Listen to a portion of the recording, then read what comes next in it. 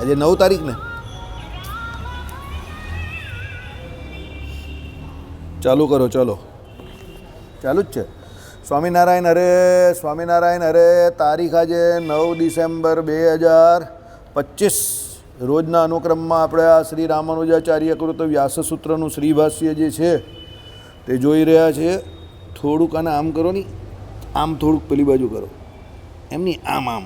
આ જરા ક્રોસ છે. હા બસ બસ, બરાબર છે. હવે બરાબર જ ને? પેલું બરાબર હતું. બસ ચાલો, ઓકે. ગઈકાલે આપણે જોયું કે ભાઈ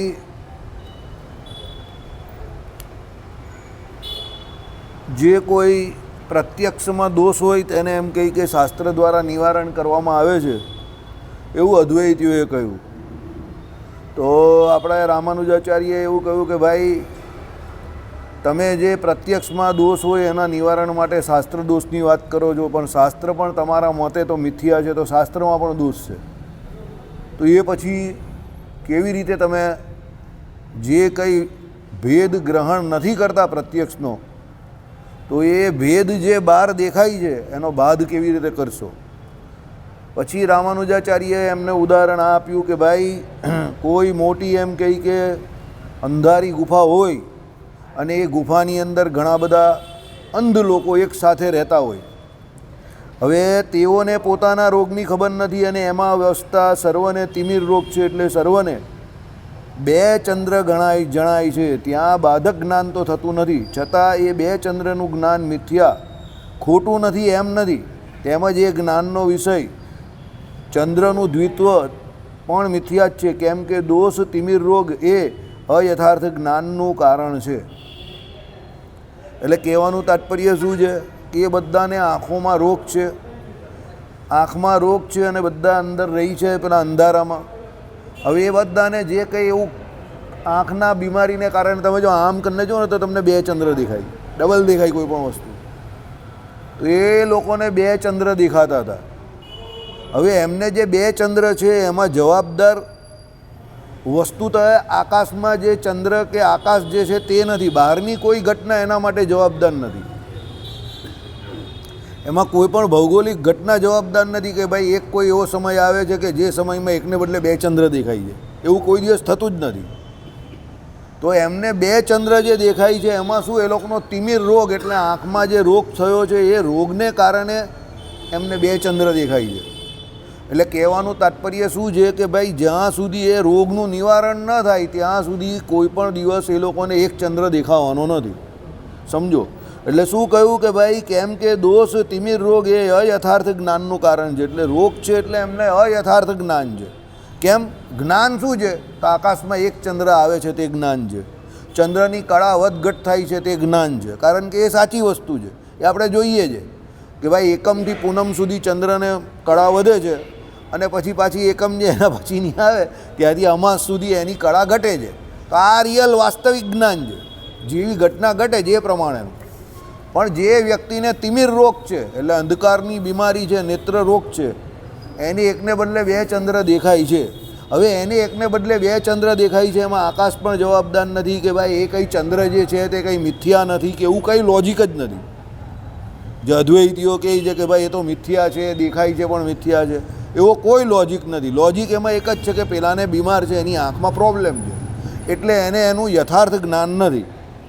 તે જ રીતે શું થયું કે ભાઈ પ્રકૃત સ્તરે જો કે બાદ કરનાર જ્ઞાન તો હજી થયું નથી, તો પણ એ બ્રહ્મ જ્ઞાન અવિદ્યાથી ઉત્પન્ન થયેલું છે અને તેથી એ પોતે પોતાના વિષય બ્રહ્મ શુદ્ધાંત મિથ્યા ઠરે છે. એટલે શું કહ્યું? તમારા સિદ્ધાંત પ્રમાણે તમને જે આ બ્રહ્મ જ્ઞાન થયું છે તે અવિદ્યાથી જ થયું છે, કારણ કે એ લોકો શું કહે છે કે ભાઈ અવિદ્યાથી શાસ્ત્રમાં જે એમ કહે કે દોષ છે અને એ અવિદ્યામાં જે એમ કહે કે દોષ શાસ્ત્રમાં જે એના દ્વારા પેલો ભેદ જે છે એનું નિવારણ થાય છે, એવું કહ્યું.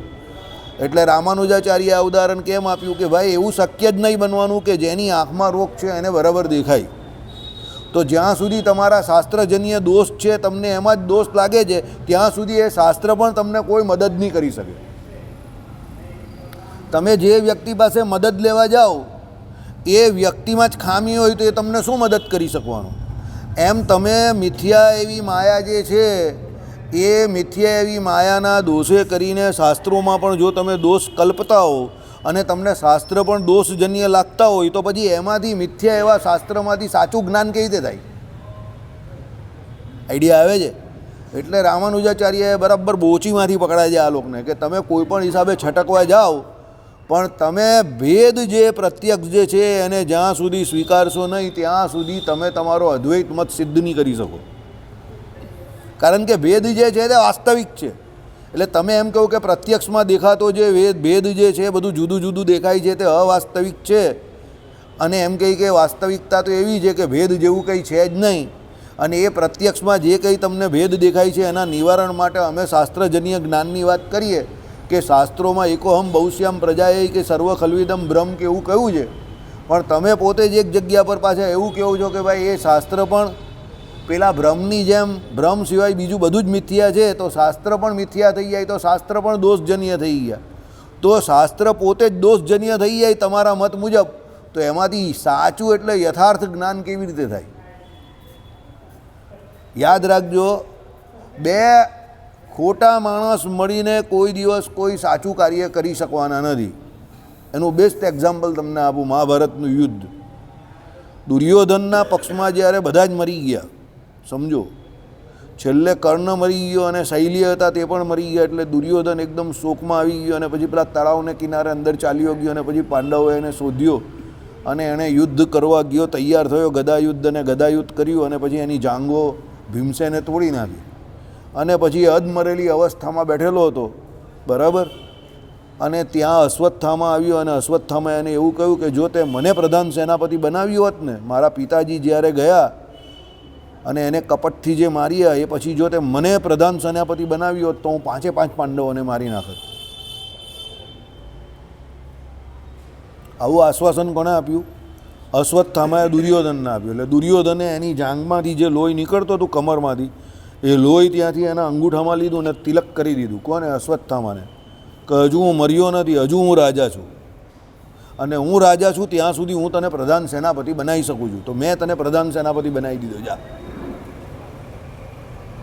થયું શું તે સમજો.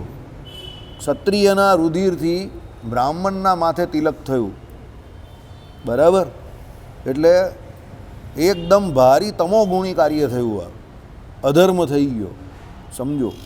એક તો રુધિરથી તિલક થયું, કરનાર કોણ પાછો? દુર્યોધન ક્ષત્રિય, અને એણે કર્યું કોને? અશ્વત્થામા બ્રાહ્મણને. હવે આપણે જે કહીએ ને એ પ્રમાણે two negatives will never make a positive, બરાબર. બે નેગેટિવ મળીને કોઈ દિવસ પોઝિટિવ કામ થવાનું નથી. અશ્વત્થામાને પ્રધાન સેનાપતિ તો બનાવી દીધો.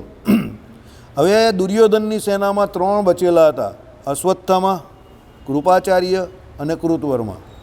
કૃતવર્મા દ્વારિકાના સેનાપતિ હતા. કૃપાચાર્ય કોણ હતા? તો અશ્વત્થામાના મામા હતા, બરાબર. કારણ કે કૃપાચાર્યની બેન કૃપી એની જોડે દ્રોણાચાર્યએ લગ્ન કરેલા એટલે બંને મામા ભાણિયા હતા.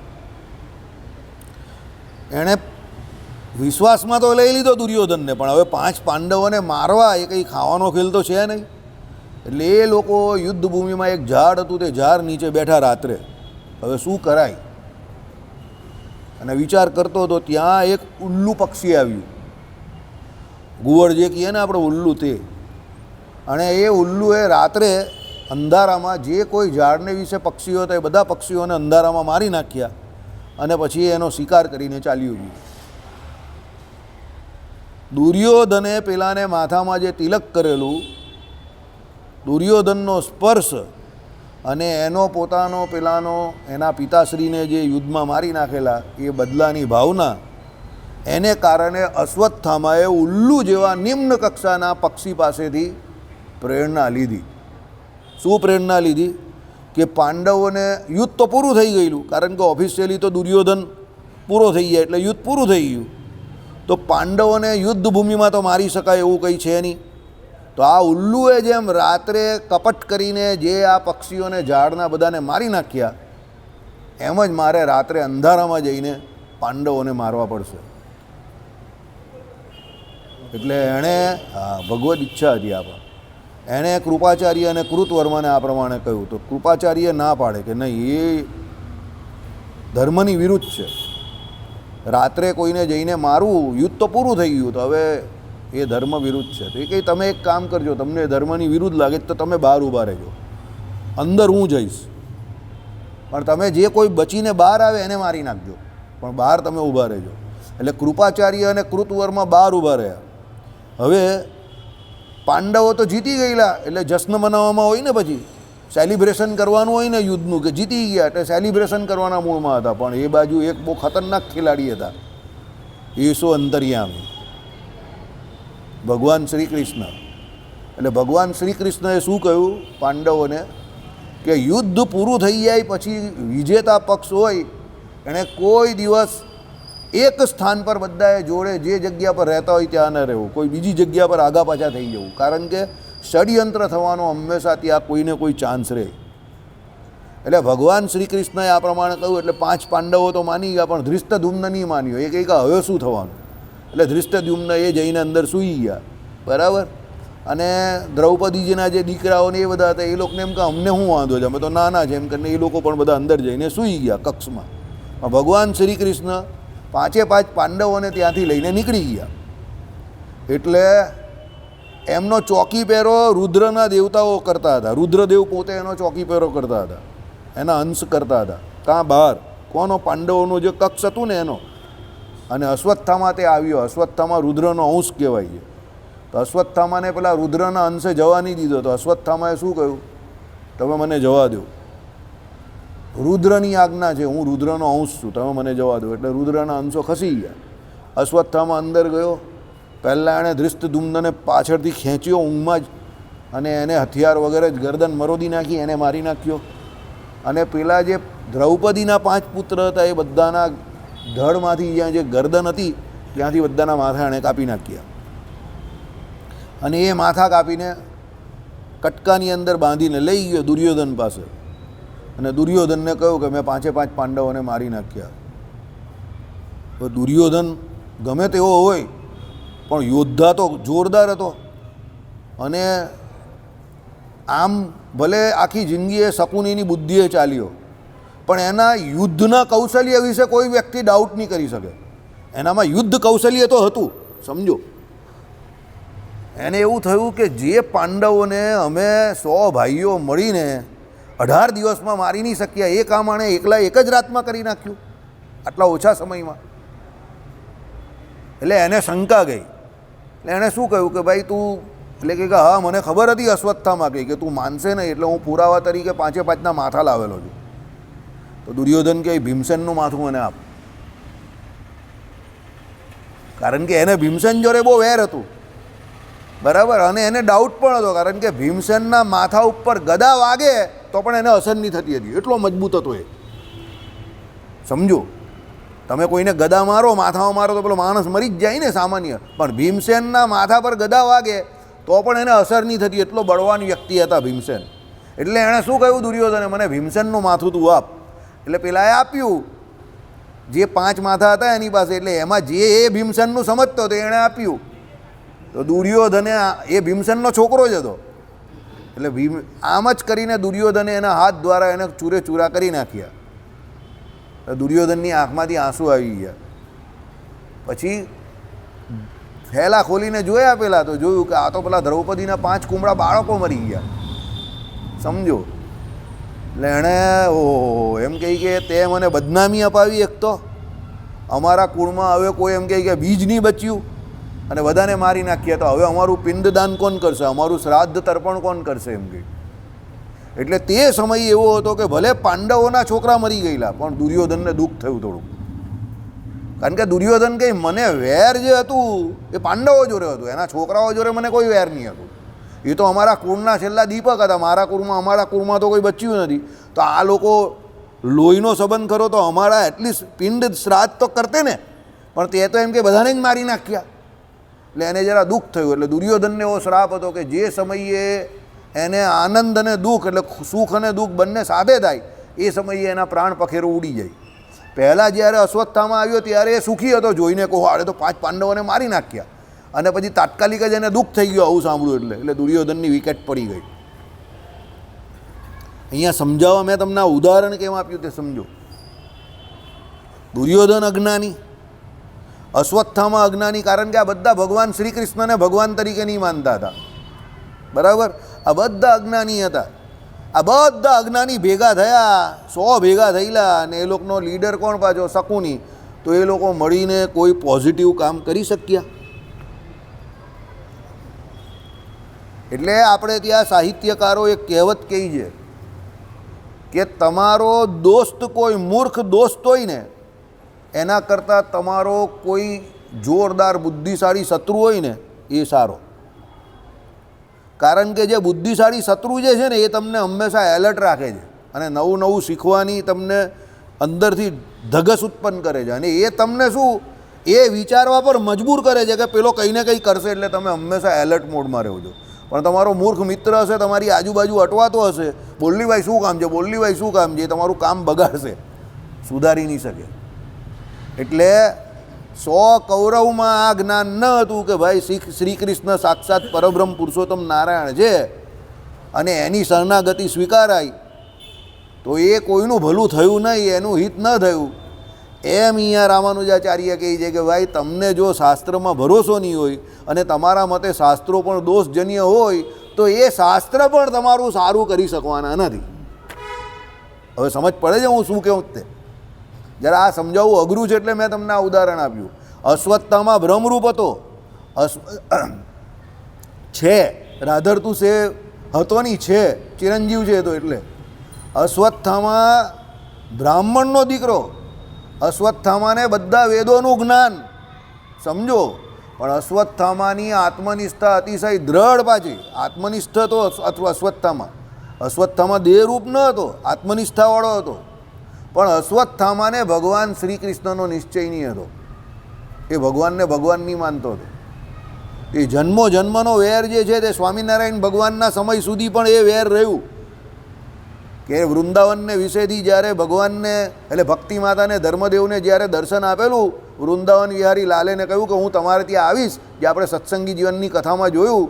અને પછી એ લોકો જે જંગલમાંથી જતા હતા અને અશ્વત્થામાનો જે ભેટો થયો, તો ત્યાં સમજવા જેવું જ અશ્વત્થામાનો ડાયલોગ શું છે, તેના મનમાં શું વિચારે તે આયરો આ એ જ વેરી મારા દુર્યોધન અને કૌરવો જે છે એ બધા જે મારા મિત્રો હતા એ બધાને જેણે કુરુક્ષેત્રના યુદ્ધને વિશે મરાવી નાખેલા, એ જ આ કૃષ્ણ પાછો આવવાનો છે, શ્રી કૃષ્ણ. સમજો, 5000 વર્ષ પહેલાં જે ઘટના ઘટી ગયેલી એ અત્યારે 200 વર્ષ પહેલાં જ્યારે ભગવાન સ્વામિનારાયણ પણ આવ્યા ત્યારે અશ્વત્થામા ભૂલેલો ન હતો. એટલે શ્રીજી મહારાજે વચનામૃતમાં શું કહ્યું છે? 2 પ્રકારના જીવ છે, દૈવી અને આસુરી. આસુરી જીવનો આસુરી ભાવ કોઈ દિવસ ટળતો નથી. અનંત કોટી કાળ સુધી એમ કે પેલા અક્ષર બ્રહ્મના તેજમાં લીન થાય, પાછા આવે, લીન થાય, પાછા આવે, ત્યારે જાય. એટલે અશ્વત્થામાનું બેસ્ટ ઉદાહરણ છે આપણા માટે કે કોઈ દિવસ ભગવાન કે ભગવાનના ભક્તોનો ખાસ કરીને દ્રોહ નહીં કરવો, નહીં તો આ આસુરી યોનીને જીવ પામી જાય છે, સમજો. એટલે ભગવાનના ભક્તો જોડે હંમેશા સારો વ્યવહાર રાખવો. કોઈ પણ ભક્ત હોય, કોઈ બાબતમાં મતભેદ પડે, મતભેદ જો એક વસ્તુ તમને અત્યારે જ બધાને કહી દઉં, નારાયણ સિવાય આ દુનિયામાં કોઈ પરફેક્ટ નથી. તમે કંઈ પણ વાંચો કે તમે કંઈ પણ સમજો ને એમાં ભૂલ થવાની પૂરેપૂરી શક્યતા છે. એ હું હોઉં કે તમે હોઉં કે કોઈ પણ અચ્છો ચમરબંધ હોય, પણ એ ભૂલ થાય, કોઈની પણ ભૂલ થઈ શકે. પુસ્તકમાંથી લઈને બેઠો હોય તો પણ ભૂલ થાય. અશ્વત્થામા બ્રાહ્મણ હતો, વેદ ભણેલો હતો, એની સામે ભગવાન શ્રી કૃષ્ણ હતા. પાંડવો એને માનતા હતા, બરાબર છે. જે પાંડવો એના બાપા પાસે ભણેલા, આચાર્ય દ્રોણ પાસે, એની પાસે જે વિદ્યા ભણેલો હતો, ધનુર્વિદ્યાને બધું, તો અશ્વત્થામાને નિશ્ચય નહીં થયો શ્રી કૃષ્ણ ભગવાનનો, અને પાંડવોને હતો.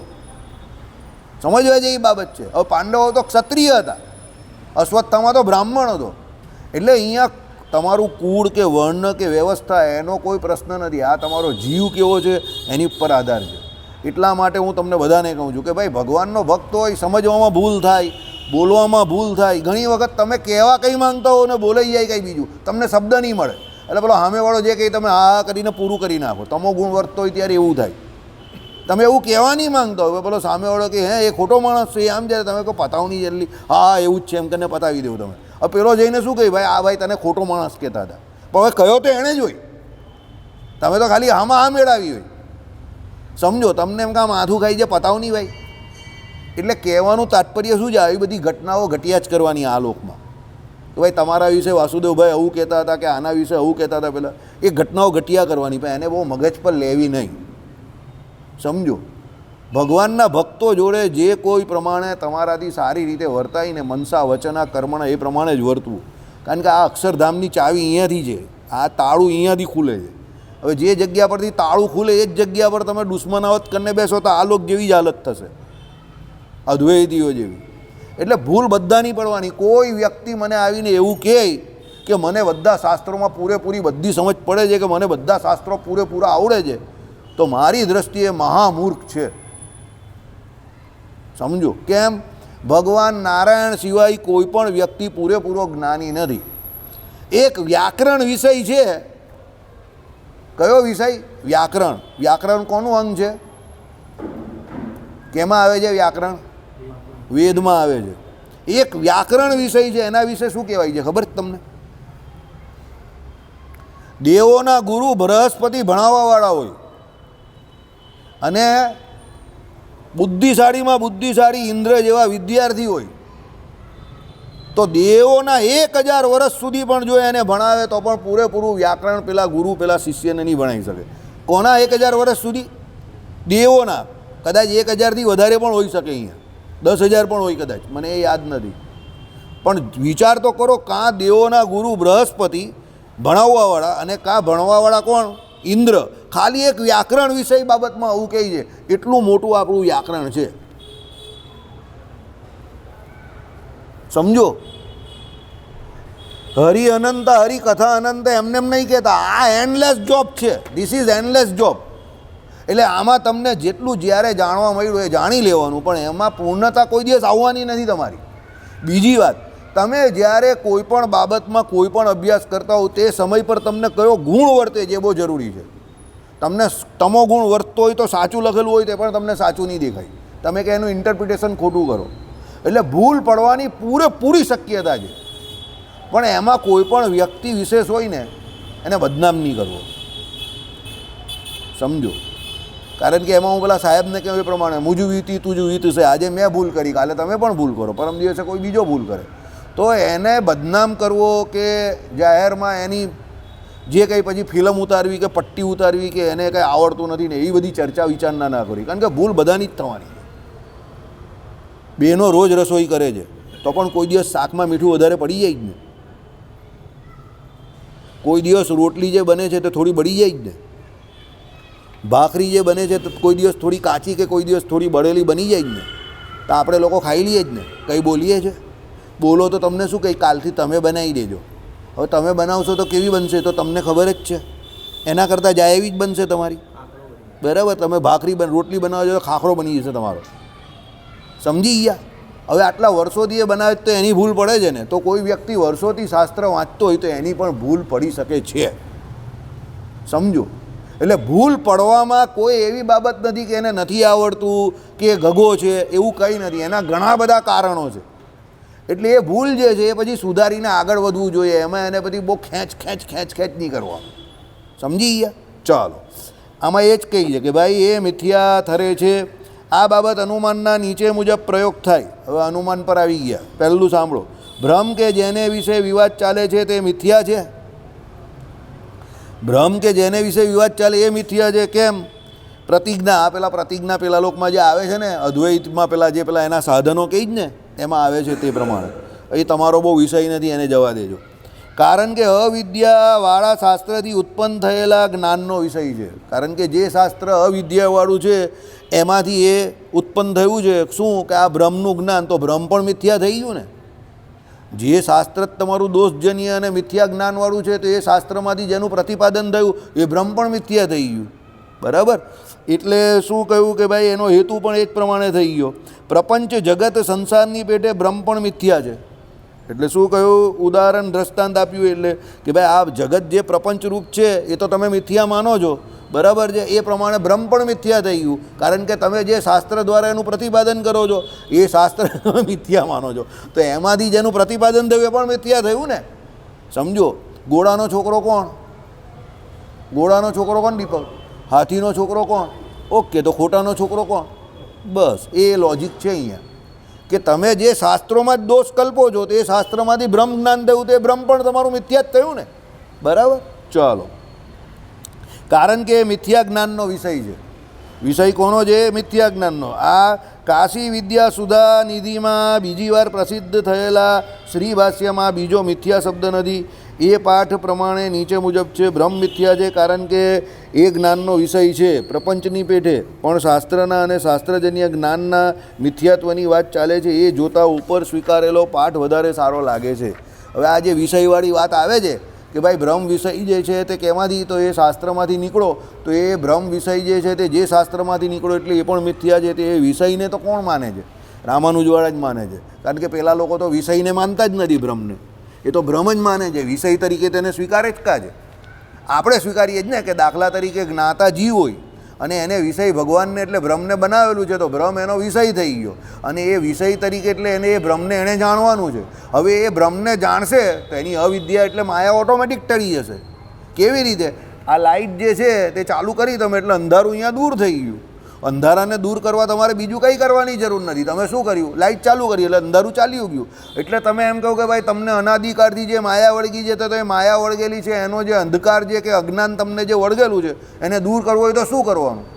તો માયાને દૂર કરવાનો પ્રયત્ન કરવાનો? ના, એ તો પ્રયત્નમાં કોઈ દિવસ તમે સફળ નહીં થશો. તમારે બ્રહ્મની લાઇટ કરવાની છે. એટલે બ્રહ્મનું જ્ઞાન જે છે, ભગવાન સંબંધી જ્ઞાન જે છે એ તમને જેમ જેમ થતું જશે એટલે તમને સાર અસારનો વિવેક થશે કે ભાઈ ભગવાન જે છે તે સારમાં સાર વસ્તુ છે અને આ માયા જે છે તે અસાર છે. એટલે ધીરે ધીરે ધીરે ધીરે એ માયાવાળું તમારું કારખાનું એટલે એ વિષય તમારામાં ગૌણ પડી જશે. કેમ? પેલો જે વિષય તમે સિલેક્ટ કરેલો છે, કયો? બ્રહ્મ, ભગવાન, એ બહુ સામર્થ્યવાળો અને શક્તિવાળો વિષય છે. માયા એ ભગવાનની જ શક્તિ છે.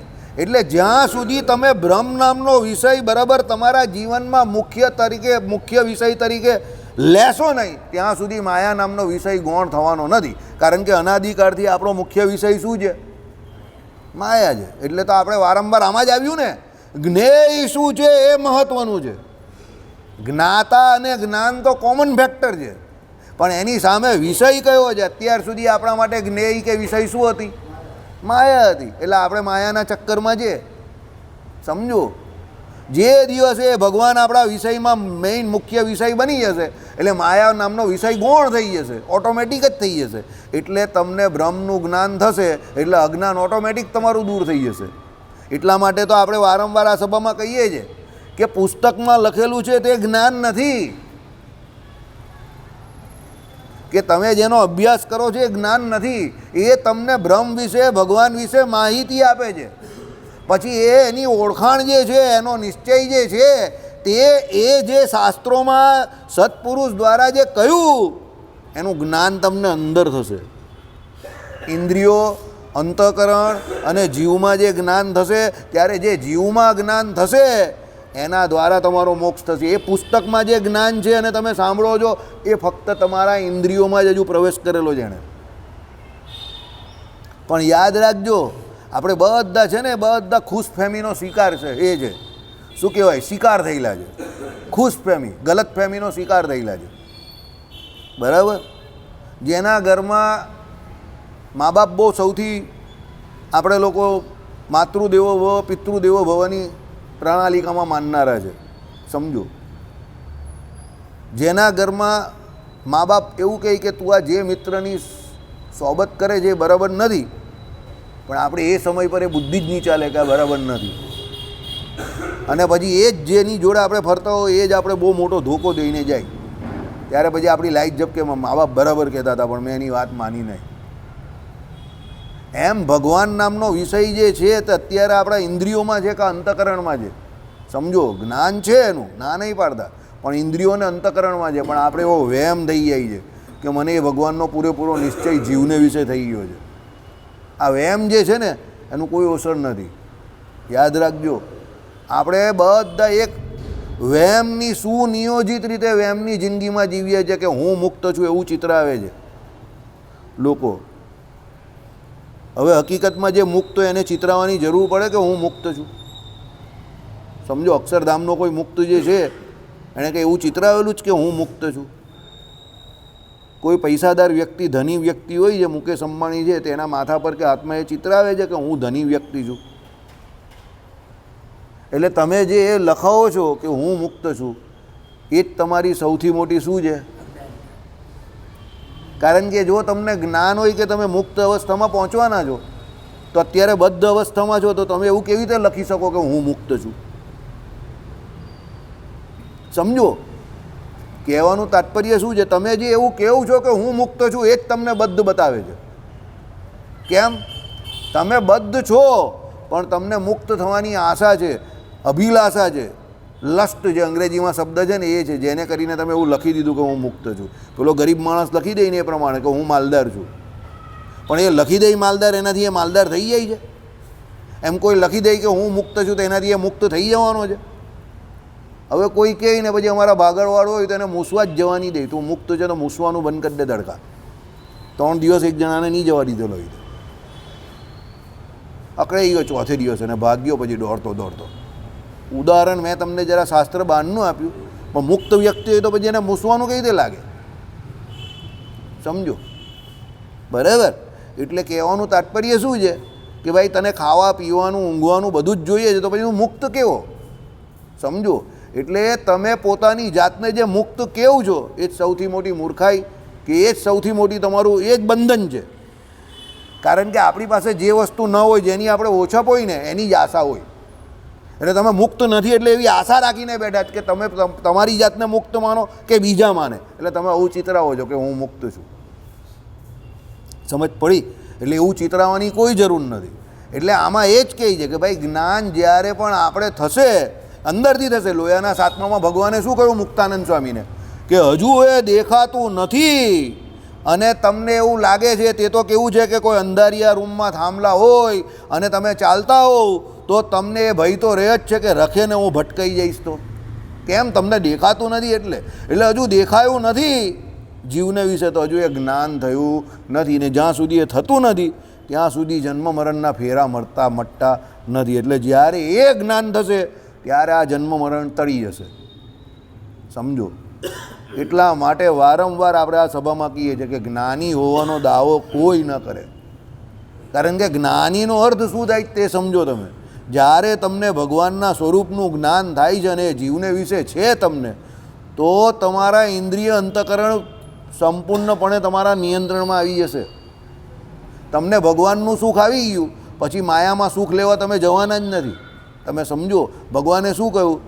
એક ક્ષણ માટે પણ કોઈને સમાધિમાં ભગવાનનું સુખ આવ્યું હોય તો એને કેવું લાગે છે કે ભાઈ યુગ યુગથી આ સુખ ભોગવું જોઈએ, એવું એને સુખ લાગે છે. તો એવા સુખની અનુભૂતિ આપણે અહીંયા થઈ હોય તો પછી માયા આપણું શું બગાડી શકવાની? એટલે તમારામાં એવો કોન્ફિડન્સ આવી જાય. નો ડાઉટ સમાધિનિષ્ઠ વ્યક્તિ પણ પડે છે. શાસ્ત્રોમાં એ પણ ઉલ્લેખ છે કે સમાધિનિષ્ઠ પુરુષ હોય અને એ પણ જો ઇન્દ્રિય અંતઃકરણને નિયંત્રણમાં ન રાખીને આડો અવળો ચાલે અને અતિશય વિષયનો યોગ કરે તો એ પણ પડી જાય. ના નથી પાડતા આપણે, પણ આપણે અત્યારે એ પરિસ્થિતિમાં નથી. હું તમને એ કહેવા માગું છું. એટલે એવો વહેમ નહીં પાડતા કે એક પગ અહીંયા ને બીજો અક્ષરધામમાં, કે આપણે તો અનાદિ મુક્ત જ છે, કે ભાઈ તમારું કલ્યાણ થઈ જ ગયું છે, તમારા માટલાનું પાણી પીશે એનું પણ કલ્યાણ થાય. આ બધી વાત અંબક છે. હજુ આપણે બધા બદ્ધ જ છે. સમજો, અને બદ્ધ એટલે પૂરેપૂરા બદ્ધ છે. એ તો તમે તમારું સેલ્ફ એનાલિસિસ કરો રોજ કે ભાઈ તમને કઈ કઈ વસ્તુ નડે છે, તો તમે જ તમારી જાતને સૌથી વધારે નડતા હશો. પણ એ ક્યારે ખ્યાલ આવે કે જ્યારે તમારો એક્સેપ્ટન્સ, તમારું પોતાની એવી સ્વીકૃતિ હોય કે ના, મારે મારી જાતને પણ જ્યાં ભૂલ છે ત્યાં સ્વીકારવાની જ, કે અહીંયા મારી ભૂલ થાય છે. આપણે લોકો એવું સ્વીકારવા જ તૈયાર નથી, તો પછી આપણે કેવી રીતે જ્ઞાની ઠર્યા? બરાબર? એટલે અહીંયા શું કહે છે કે ભાઈ પ્રપંચ જે સંસાર છે એની પેઠે આ બ્રહ્મ પણ તમારી દ્રષ્ટિએ તો મિથ્યા થઈ જાય, કારણ કે એ મિથ્યા જ્ઞાનનો વિષય છે. બરાબર? અવિદ્યાથી બનેલા શાસ્ત્રરૂપી અસત્ય કારણથી જે જ્ઞાન ઉપજે છે એનો વિષય બ્રહ્મ છે. અવિદ્યાથી બનેલા પ્રત્યક્ષરૂપી અસત્ય કારણથી જે જ્ઞાન ઉપજે છે એનો વિષય આ પ્રપંચ છે. બે કારણ આપ્યા. શું? અવિદ્યાથી બનેલા શાસ્ત્રરૂપી અસત્ય, એટલે જે અવિદ્યાથી શાસ્ત્રમાં અસત્ય કયું છે એનાથી જે જ્ઞાન તમને થયું એનો વિષય બ્રહ્મ છે. અને જે અવિદ્યાથી બનેલા પ્રત્યક્ષરૂપી અસત્ય કારણથી જે જ્ઞાન ઉપજે છે એનો વિષય આ પ્રપંચ છે, એટલે સંસાર છે. બહાર જે સંસાર દેખાય છે તે અવિદ્યાને કારણે દેખાય છે. સમજો, એવું એ લોકો કહે છે અદ્વૈતીઓ. એટલે શું કહ્યું? અવિદ્યાથી બનેલા પ્રત્યક્ષરૂપી અસત્ય કારણથી. બરાબર, અસત્ય જ કારણ છે ને એકચ્યુઅલી તો. એટલે એ લોકોએ જે કહ્યું એનાથી આ બધું બહાર મિથ્યા પ્રપંચ લાગે છે. અને જે બ્રહ્મ છે તે મિથ્યા કેમ લાગે છે? કે ભાઈ તમે જે શાસ્ત્રમાંથી એ બ્રહ્મનું પ્રતિપાદન કરો છો એ શાસ્ત્ર જ તમે મિથ્યા કહો છો, તો બધું જ મિથ્યા થઈ ગયું. તો પછી બચ્યું શું? બ્રહ્મ પણ મિથ્યા થઈ ગયું, શાસ્ત્ર પણ મિથ્યા થઈ ગયું, અને માયા પણ મિથ્યા થઈ ગઈ, આ પ્રપંચ પણ મિથ્યા થઈ ગયો, બધું જ મિથ્યા થઈ ગયું. તો પછી બધું મિથ્યા મિથ્યા જ થઈ ગયું. તો આમાં સાચું તો કંઈ સાબિત જ ન થયું. એટલે રામાનુજાચાર્યએ શું કહ્યું કે ભાઈ તમે અદ્વૈતને સાબિત કરવા માટે જે કોઈ પ્રત્યક્ષ કે અનુમાન કે પછી સ્મૃતિ કે શાબ્દ જે કોઈ પ્રમાણ આપો છો એ પ્રમાણથી તમે આ સિદ્ધ કરી શકતા નથી. શું? કે ભાઈ આ જે ભેદ દેખાય છે તે વાસ્તવિક ભેદ છે. સર્વ ખલ્વિદમ બ્રહ્મ, બધું જે અભેદ જ છે એવું જે તમે આ 4 પ્રમાણથી સાબિત કરવા જાઓ છો, વસ્તુતા એ તમારા પ્રમાણથી જ તમે સાબિત કરી શકતા નથી.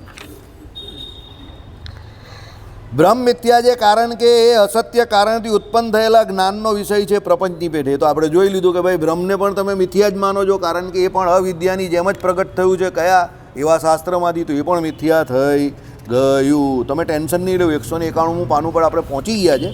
આપણું આ જે પહેલું સૂત્ર જે છે ને તે ઓલમોસ્ટ 75% વી હેવ ક્રોસ્ડ 75%. 25% જ છે હવે આ. બરાબર, ટેન્શન નહીં લો. એટલે તમને એમ કે આ કેટલું મોટું ચાલે છે, ચાલ્યા જ કરે. હવે વિષય જ એવા પકડીએ તો પછી ચાલે ને. વિષય કયો છે આમાં? બ્રહ્મ. બ્રહ્મનો અર્થ શું થાય? સૌથી મોટું.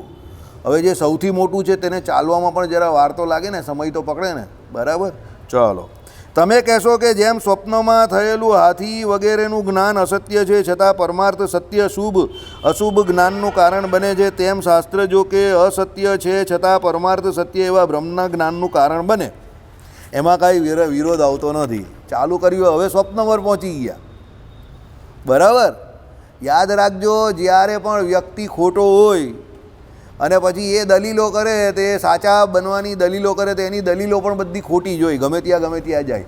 પહેલાં ક્યાં હતી? બધી વાસ્તવિકતા અને પ્રત્યક્ષ પ્રમાણની વાત હતી. હવે કેની વાત આવી? સિદ્ધિ સ્વપ્ન પ્રમાણની. શું? સાંભળો. આ માટે મૂળમાં પ્રતિપતિ શબ્દ જે પ્રતિપતિનો અર્થ જ્ઞાન થાય છે, પણ એક અંગ્રેજી ભાષાંતરકારે અત્રે એનો અર્થ પ્રાપ્તિ અર્થ કર્યો છે. એ અર્થ પણ ચાલે એમ છે, પણ આ વાક્યનું ખરું તાત્પર્ય આવું જણાય છે: જેમ સ્વપ્નમાં અમુક અસત્ય પદાર્થો જોઈ તે ઉપરથી શુભ થવાનું છે કે અશુભ થવાનું છે તે વિશેનું સત્ય જ્ઞાન થઈ શકે છે. તેમાં જુઓ શાંકર શારીરિક ભાષ્ય બ્રહ્મસૂત્ર 2.1.14. બરાબર, હવે એ તો આના સિવાય કોઈને આવડે નહીં. કારણ કે જે સાંખ્યશાસ્ત્રનું જે શારીરિક સૂત્ર જે છે, જે અદ્વૈતીઓએ કરેલું છે, અને એ સૂત્ર જે છે 2.1.14 નંબર પર છે, તે આ ભાઈ સિવાય આ સભામાં બીજા કોઈને આવડે નહીં. એટલે તમે લોકો બધા ગૌશાળામાં જજો અને આ ભાઈને પૂછજો. આ ભાઈને એનું સખત અદ્વૈતનું જ્ઞાન છે. શારીરિક સૂત્ર જે સાંખ્યશાસ્ત્ર પ્રમાણે, આમાં તો શારીરિક સાંખ્યશાસ્ત્ર, 1 મિનિટ, બરાબર, શાંકર છે, સોરી, શાંકર એટલે અદ્વૈતનું જ છે. બરાબર, એટલે આ ભાઈ જેવો અભેદ તો કોઈ જાણતું નથી. એટલે આ ભાઈ પાસે એ જ્ઞાન છે. એટલે તમે બધા જજો અને ગૌશાળામાં જઈને એ શારીરિક સૂત્ર જે છે એમાંથી જે આ 2.1.14 નંબર જે અદ્વૈતીઓનું છે, આ ભાઈને એ જ્ઞાન છે, એમની પાસે શીખી લેજો. અમે આમાં પૂરેપૂરા સામર્થ્ય ધરાવતા નથી કે ભાઈ એ શારીરિક સૂત્રમાં શું લખેલું છે, પણ આ ભાઈને એ જ્ઞાન છે. બરાબર, ચાલો. એટલે શું કહ્યું કે ભાઈ સ્વપ્નમાં થયેલું હાથી વગેરેનું જ્ઞાન, એટલે એમાં કહેવા શું માંગે તે સાંભળો. હાથી એ શુભનો સૂચક છે. ગઈકાલે આપણે રાતની સભામાં આ વાત કરેલી કે ભાઈ લક્ષ્મીજીનું વાહન છે. હવે તમને રાત્રે સ્વપ્નને વિશે હાથી દેખાય, સમજો તો સમજવાનું તમારું કંઈ શુભ થવાનું છે. બરાબર, હવે અહીંયા કહેવા શું માંગે છે કે રાત્રે તમને સ્વપ્નમાં હાથી દેખાયો, તો હાથી તો હોતો નથી, એ તો મિથ્યા છે ને. સ્વપ્નમાં તો કંઈ સાચી ઘટના ઘટતી નથી. પણ એ હાથી તમને દેખાયો એ શુભનો સૂચક છે. તો તમારા જીવનમાં પછી જે શુભ થાય છે તે તો વાસ્તવિક હોય છે ને. સમજ પડી? એ રીતે એ લોકો વાત કરે છે કે ભાઈ પેલું ભલે તમને બ્રહ્મ મિથ્યા શાસ્ત્રમાંથી દેખાયું, પણ એ બહાર જ્યારે સ્વપ્નની માફક સ્વપ્નમાં જે દેખાય તે સ્વપ્નમાં ભલે એ સ્વપ્નની રીતે હાથી હોય, તે હાથી સ્વપ્નને વિશે હોતો નથી ને દેખાય છે, પણ બહાર એ શુભ કરે છે અને અશુભમાં અશુભ પણ કરે છે. બીજી એવી ઘણી વસ્તુ હોય કે જે તમને દેખાય તો તમારું અશુભ થવાનું હોય તો અશુભ પણ થાય. 2 પ્રકારના સ્વપ્ન કયા છે સામુદ્રિક શાસ્ત્રની અંદર? બરાબર, શુભ અને અશુભ કરનારા. સમજો, હવે દાખલા તરીકે કોઈને પોતાની જ નનામી ઉઠાવતું દેખાય સ્વપ્નમાં, તો સમજવાનું એ બહુ જીવવાનું છે. ઉલટું છે એકદમ. આઈડિયા આવે છે? એટલે બધું બહુ વિચિત્ર કામ છે. સમજો, ગાયના દર્શન થાય કોઈને સ્વપ્નને વિશે, બ્રહ્મ મુહૂર્તને વિશે, તો એને સમજવાનું કે એનું કંઈક સારું કામ થઈ જવાનું છે. બરાબર? એટલે કહેવાનું તાત્પર્ય શું છે કે એ સ્વપ્ન તમારું સૃષ્ટિ જે છે, શ્રીજી મહારાજ તો એને સાચી જ કહી છે, પણ એ સ્વપ્નમાં જ્યારે જે ઘટના ઘટી છે એ એકચ્યુઅલી તો તમારી જોડે ઘટી નથી ને. તમને દાખલા તરીકે સ્વપ્નમાં હાથી દેખાયો તો તમારા કંઈ ઘરમાં થોડો હાથી આવી જવાનો છે. ને જે દિવસે ઘરમાં હાથી આવ્યો તે દિવસે તમે બધા ઘરમાંથી, બરાબર? હા, એટલે તમે હાથી અંદર ને તમે બધા બહાર. સમજી જાઓ. હમણાં એક પેલું મંદિર હતું કેરલાનું કે એનું તો ન્યૂઝમાં બતાવેલું, પેલો હાથી અંદર મંદિરમાં ચાલ્યો ગયો અને મંદિરમાં જે પબ્લિક હતું તે બધાને ખબર પડી તો બધા કૂદીને બહાર ભાગે. બરાબર? હાથી અંદર દર્શન કરવા એકલો ચાલ્યો ગયો અને દર્શન કર્યા એને વ્યવસ્થિત, અને જે દર્શન કરતા હતા તે બધા માણસો કૂદીને બહાર આવી ગયા, કારણ કે જગ્યા નાની હતી. હવે કાં હાથી જઈ શકે કાં માણસ જઈ શકે, તો બધા માણસો તો જોયું કે આ તો અંદર જ આવે છે, એટલે બધા આમથી તેમથી કૂદીને બહાર ભાગ્યા. બરાબર? એટલે હાથી તો અંદર ચાલ્યો ગયો અને દર્શન એને વ્યવસ્થિત કર્યા, પાછો રિવર્સ આવ્યો અને નીકળી પણ ગયો એ તો. બરાબર? એટલે એ દર્શન કરવા આવેલો. સમજો, એટલે કહેવાનું તાત્પર્ય શું છે? હાથી તમને દેખાયો એ સ્વપ્ન સૃષ્ટિમાં દેખાયો તો એ વાસ્તવિક ઘટના નથી, પણ એ શુભ ચિંતક જે છે, એટલે એ સ્વપ્ન તમને થયું એનાથી તમારું શુભ થાય છે. બરાબર? એ પ્રમાણે કહ્યું કે તેમ શાસ્ત્ર જો કે અસત્ય છે છતાં પરમાર્થ એટલે સત્ય એવા બ્રહ્મનું જ્ઞાનનું કારણ બને છે. ભાઈ, શાસ્ત્ર ભલે અમે એવું કહીએ છીએ કે મિથ્યા છે, પણ એના દ્વારા જેમ સ્વપ્નમાં જે ઘટના ઘટી હોય અને એની વાસ્તવિકતામાં પછી શુભ ઘટના ઘટે છે, તે જ પ્રમાણે બ્રહ્મ ભલે એમ કહે કે અમે શાસ્ત્રમાં જે કહ્યું અને શાસ્ત્ર પ્રમાણે એ પ્રમાણ ભલે અસત્ય હોય, પણ એમાંથી જે બ્રહ્મનું જ્ઞાન થાય છે એ કેવું છે? સત્ય છે. કેવી રીતે? સાંભળો. સામાન્ય બુદ્ધિથી અવળું થતું નથી. એટલે એ સામાન્ય બુદ્ધિ તમારી જે ચાલે એનાથી ઉલટું નહીં ચાલતું, એમ બરાબર જ ચાલે છે. એવું કોણ કહે છે? અદ્વૈતી કહે છે. એટલે શું કહ્યું કે એવા બ્રહ્મના જ્ઞાનનું કારણ છે, એમાં કાંઈ વિરોધ આવતો નથી, પણ આ કહેવું ખોટું છે. હવે એ કેમ ખોટું છે તે રામાનુજાચાર્ય કાલે કહેશે. कल इसी समय हम सब इकट्ठा होंगे और हम सब समझेंगे यहाँ पर रामानुजाचार्य का श्री भाष्य. बराबर? श्रीपतिम श्रीधरम सर्वदेवेश्वरम भक्तिधर्मात्मजम वासुदेवम हरे माधवम केशवम कामदम कारणम श्री स्वामीनारायणम नीलकंठम भजे.